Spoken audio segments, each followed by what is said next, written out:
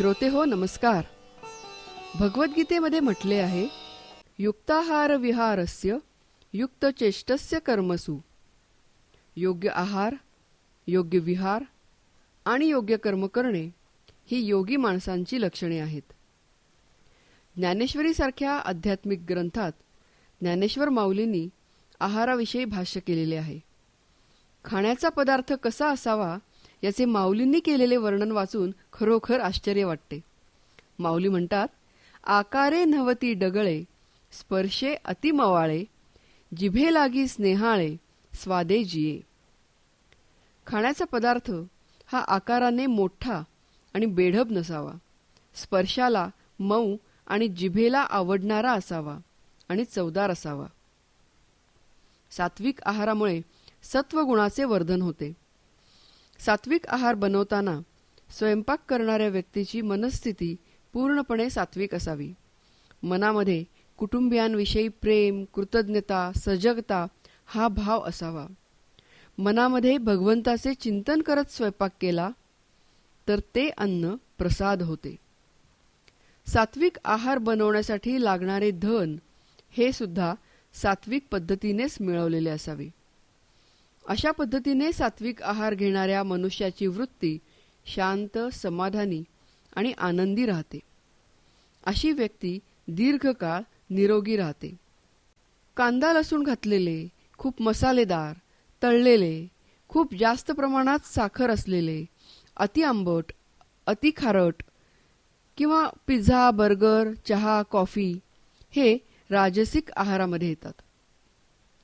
शिळे अन्न, अर्धवट शिजलेले, करपून गेलेले, खूप जास्त प्रमाणात शिजवलेले, जास्त काळ साठवून ठेवलेले, शास्त्राने जे खाऊ नये आणि पिऊ नये असे सांगितलेले आहे असे पदार्थ हे तामसिक आहारामध्ये येतात.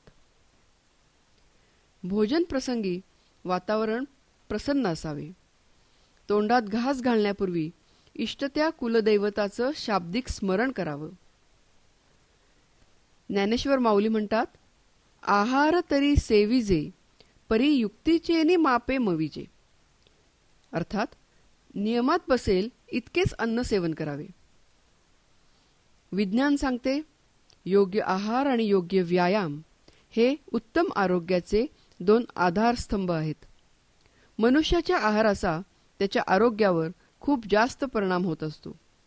कार्बोदके, प्रथिने, चरबी, जीवनसत्वे, खनिजे, फायबर या सर्वांचा योग्य प्रमाणामध्ये आहारात समावेश असायला हवा. आहारामध्ये फळे, कंदमुळे, पालेभाज्या, फळभाज्या, धान्य, कडधान्य, दूध आणि दुधाचे पदार्थ, सुकामेवा यांचा समावेश असावा. आहारातील असमतोलामुळे विविध आजारांना निमंत्रण मिळते. मसालेदार, तिखट, तळलेले अन्न वर्ज्य करावे. शिळे अन्न खाऊ नये. घरी बनवलेले ताजे अन्न खावे. संतुलित आहार घेतल्यामुळे वजन नियंत्रित राहते. अनेक आजारांपासून संरक्षण मिळते. पचनशक्ती सुधारते. शारीरिक आणि मानसिक आरोग्य चांगले राहते. पिझ्झा, केक, बर्गर या पदार्थांमुळे तोंडाला पाणी सुटते. पण हे पदार्थ आपल्या आरोग्यासाठी चांगले नाहीत. आपला मेंदू लिंबिक सिस्टीम लेवलला काम करत असेल तर हे पदार्थ खाण्यासाठी आपल्या मेंदूकडून आज्ञा होईल आणि आपण पटकन तो पदार्थ खाऊ. परंतु आपला मेंदू जर प्रीफ्रंटल कॉर्टेक्स लेवलला म्हणजे प्रगत मेंदू या लेवलला काम करत असेल तर हे पदार्थ खाऊ नये अशी आज्ञा मिळेल. यावरून आपल्या लक्षात येईल की आध्यात्मिक ग्रंथात आहार कसा असावा हे सांगितलेले आहे. त्याच प्रकारचे विवरण आधुनिक विज्ञानातही दिसते.